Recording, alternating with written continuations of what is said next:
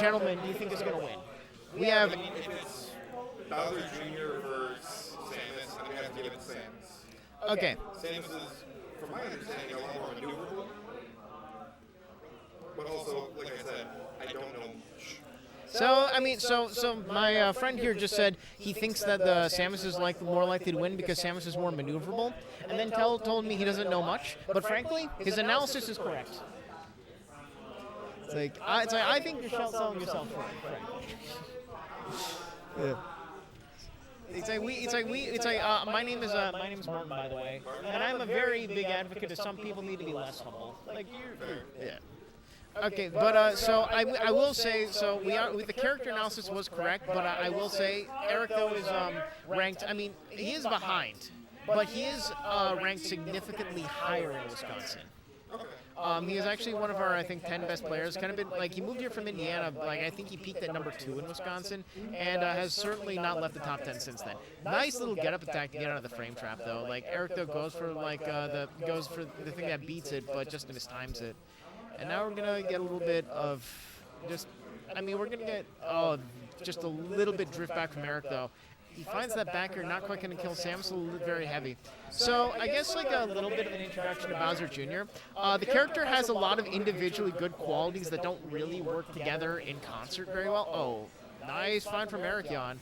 And the crowd, the Erik-Yawn's up the stock, and that's why the crowd comes awake.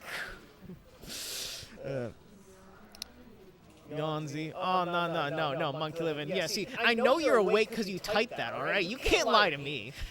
It's like you typed out yawn and then you're like, oh, yeah, I'm asleep. It's like, nah, dude. I know how it is. But yeah, so Samus also apparently does a ton of damage because Erik-Yawn doing very impressive. Like, Erictho just hasn't really been able to get, like effective pressure. Back air, but Erik-Yawn just runs in, goes for the grab, gonna get a back throw. Gonna be a little bit hard to cover it. Nice drift back from Erik-Yawn. Just a little bit of the hitbox shrinking with the down B, and that lets him get just a little bit more space he needs.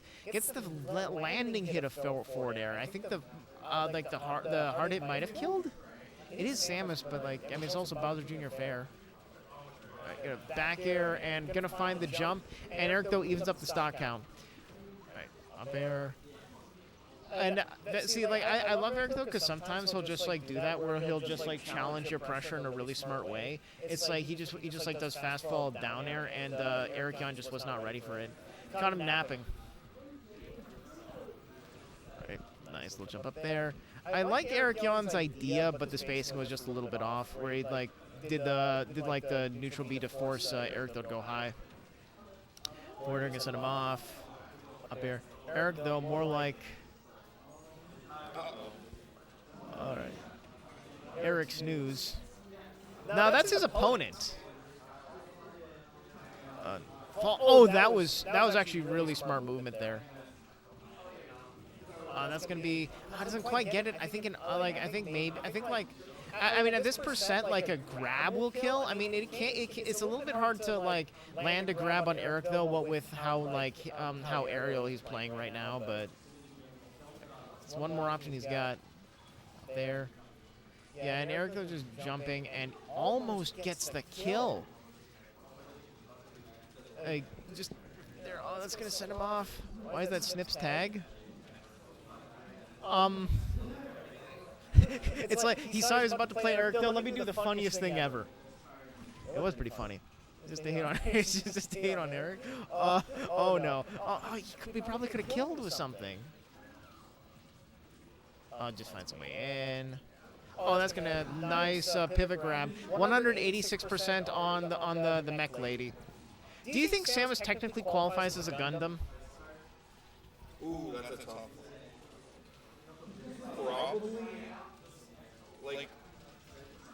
One of the universe's smallest Gundams, but also the most terrifying one because she can literally just turn into a ball, which is the size of her head. Yeah, no, it's there's definitely some physics wonkiness going on there. But also when in doubt, anime logic. Indeed. So, that's not where you're from. Yeah. So 205% on the Samus, and the Samus is still alive, and Erictho was a 118%. It's like an up throw is not going to kill quite yet, but it's getting in that range very quickly. Forward air is going to do it. Now there's no rage, so Erictho's got a little bit of room to work without being scared of like grabs or stray hits. That's going to, oh, nice little weight there. I do like Erik-Yawn's just been playing really restrained, just hasn't really. Oh, that's gonna just hasn't been falling into any like really silly traps. Just hasn't been doing any panic options. I say that he throws out a kind of iffy jump there, and Erictho is gonna like start preying on that. Forward throw gonna get a little bit more damage. Teleports down there, finds his way in. Oh, that's. I think he actually had it. I think he'd gone for the grab.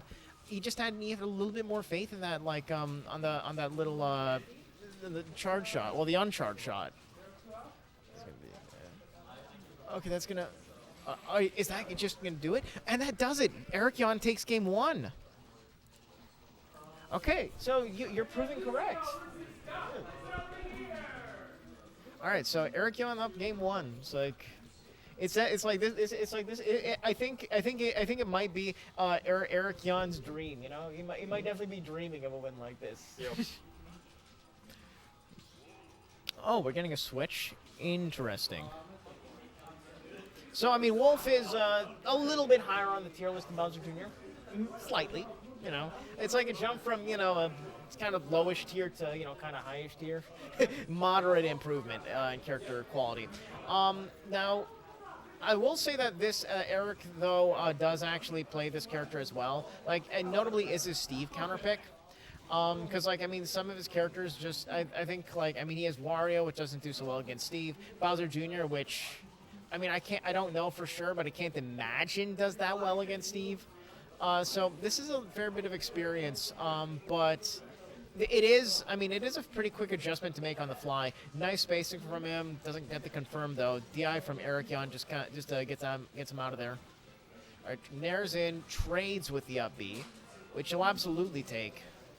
Can get a little bit of ledge trapping. Oh, that's an unfortunate. That's actually a good idea and just misses the tech and dies for it. You do a million good things and then one bad thing and then it's just all bad. At least it's not bad for much longer. Gonna jump up. There. That's gonna set him off. There. Okay, up air. Up air there.